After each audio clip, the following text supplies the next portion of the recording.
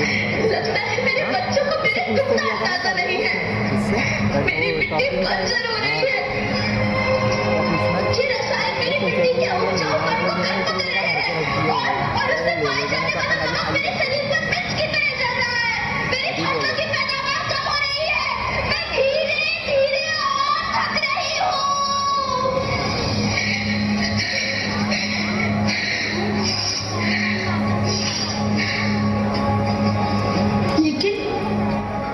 लेकिन अब मुझे याद आता है कि पहले मैं बहुत सुंदर थी, बहुत प्रसन्न थी, हमेशा हंसती थी। मुझे अब भी याद है।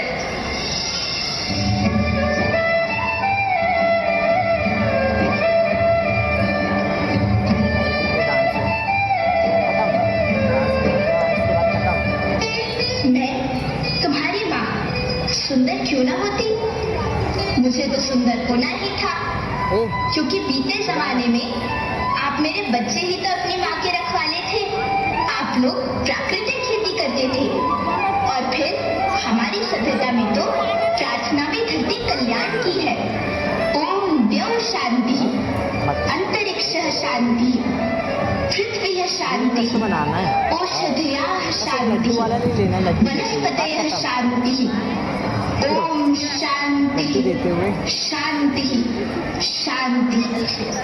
मनुष्य धरती की गोद में रहता आया है, लेकिन आज मैं आपसे पूछती हूँ कि आपने इसके बदले धरती माँ को क्या दिया? ये जहरीले रसायन, प्राकृतिक खाद जो मिट्टी को बंजर कर रहे हैं, उर्वरकता को बर्बाद कर रहे हैं।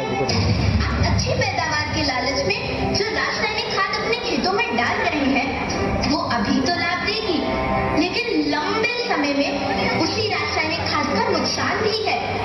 रासायनिक खाद जहर समान है और तो और फसलों में पानी की खपत भी बढ़ गई है, जिससे खेती की लागत बढ़ रही है और पानी का स्तर जमीन के काफी नीचे जा रहा है।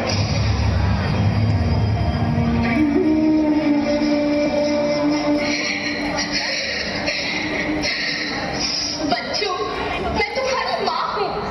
मैंने तुम्हें सुख से जीने के लिए पर्याप्त संसाधन दिए हैं, पर तुम्हारे लालच की पूर्ति के लिए नहीं दिए।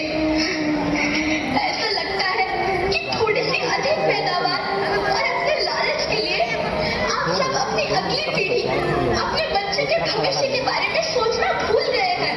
सोचो, क्या तुम अपने बच्चों को ऐसे खेत देना चाहते हो जो बंजर हो? लेकिन धरती माँ आपको सुरक्षित और प्रसन्न रखने का उपाय क्या है? धरती एक, परिवार एक, भविष्य एक। अब रुक तो। इस मूल मंत्र को आत्मसात कर लो। प्राकृतिक संसाधन को बचाओ, प्राकृतिक खेती को अपनाओ और परंपरागत देसी पद्धति से, जैसे गो आधारित उत्पाद, जीवामृत, बीजामृत, पंचगव्य खाद का उपयोग करो, ताकि मिट्टी की उत्पादकता बनी रहे